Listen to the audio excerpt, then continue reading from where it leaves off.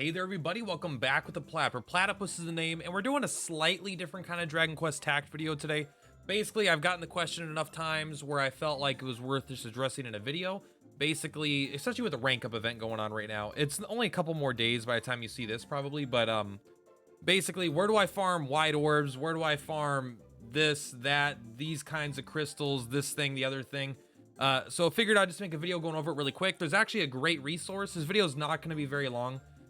Because there is a fantastic resource for it already, but instead of replying to each person individually, saying where it's at, you know, hey, check out this thing, I figured just doing one video that I could reference, but then ideally everyone will just see already. Let's go ahead and switch over here to mainstream. This is not what we're looking at. We are looking at this right here.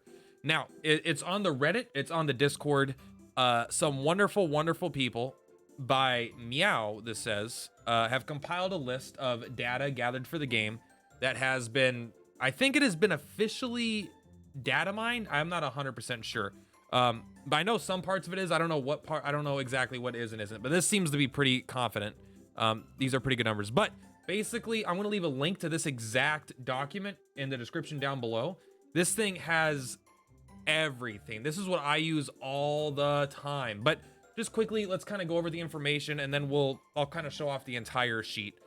So white orbs, you can see right here, actually get intermediate. Ruby, emerald, and sapphire intermediate cost about 5 stamina to get 1 orb, right? No, it costs 5 stamina. I'm so sorry. Average stamina to farm 1 right here.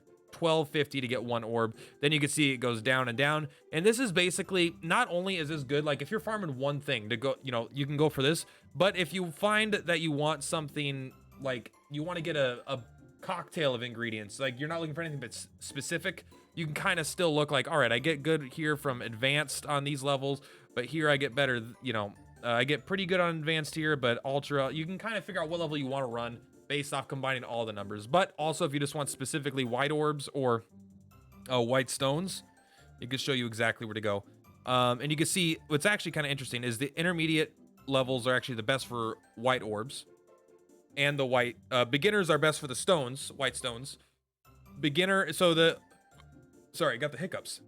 Actually, it's funny, the red stones actually come way better from the basic, the very early 3 stamina. It's gonna take longer because you're gonna have to run it a bunch, but stamina per stone is really good here. Also, ultra is not actually the best at anything. I do like running advanced, actually a decent amount because you get pretty good of a lot of resources. Ultra, I think, is like not the best at anything, but it gives you a lot of total resources. So you can see beginner for these. For these, actually, I'm sorry, I was totally wrong. This is ultra for the emeralds. 2.4 to get 1. Pretty cool. And then you can see it's going to be the same on all these. So this is basically where you're going to go. Again, there's going to be a link. These are all going to be the same. 285 average stamina to get 1. I think it's a 5% drop rate. This says it's a 7%, so actually not quite 5.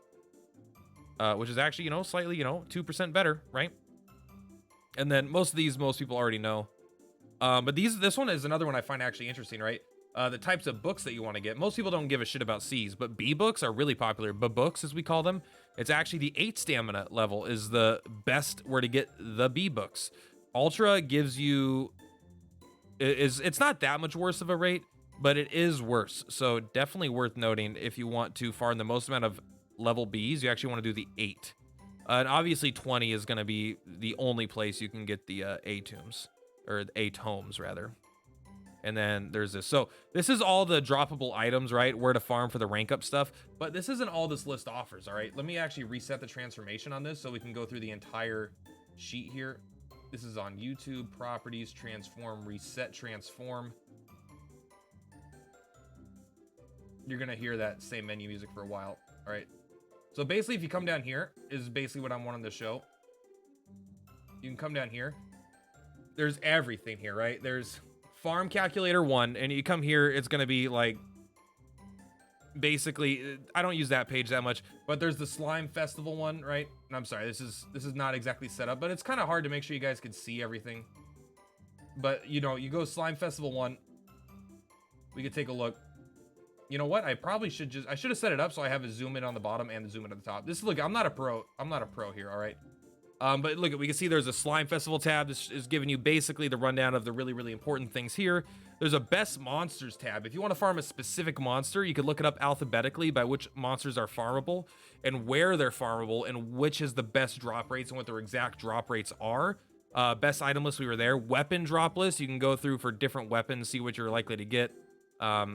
Just the overall monster list, it's organized by monsters. You can also go by sorted by maps if you just want to look at specific maps and see what drops in those specific maps.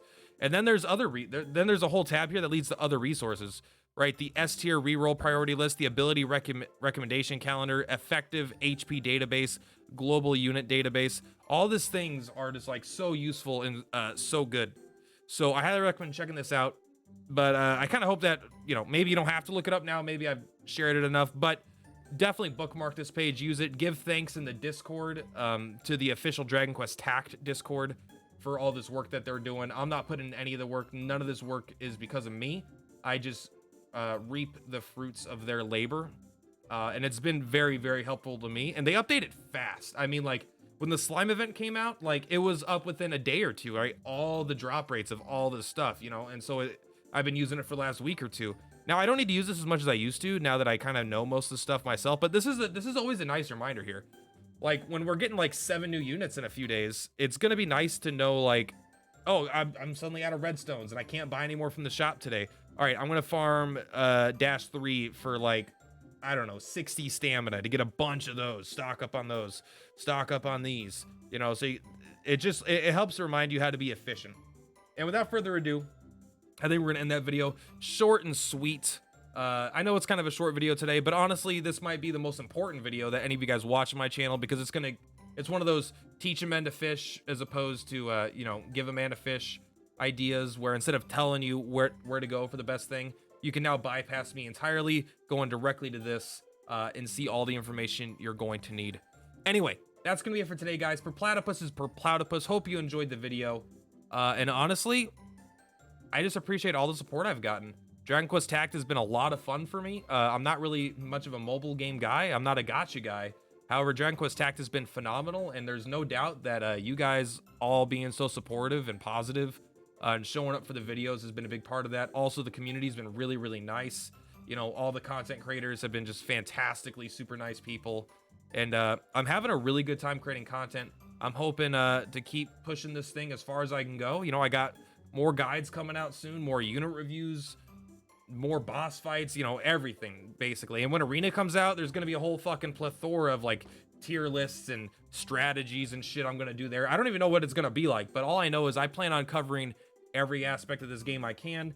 Maybe not to the expert level of some of the other content creators, but I generally want to be the everyman's content creator, you know, like maybe I want to be able to help make content that'll help you guys clear everything as easy as you can. That way, if you're a free-to-play player or a pay-to-play player, you'll still be able to pull out some easy-to-use strategies from me. And even then, maybe if I don't do that better than someone else, hopefully you still stick around for the personality, because I could be a little wacky sometimes. Maybe it's charming that I have a messy room and that I don't have a professional setup. Maybe that's charming. I don't know. You guys are watching the videos and clicking it. You tell me why you click it. That's not my job. That's your job. You guys don't have a job. Anyway, I'm just rambling now. I'm not trying to get this video to 10 minutes, I swear. Only a minute, 15 seconds to go, guys. Come on, we could do it. No, I'm joking. All right, Purplatypus is Purplatypus. See you guys tomorrow with another new video. Peace out.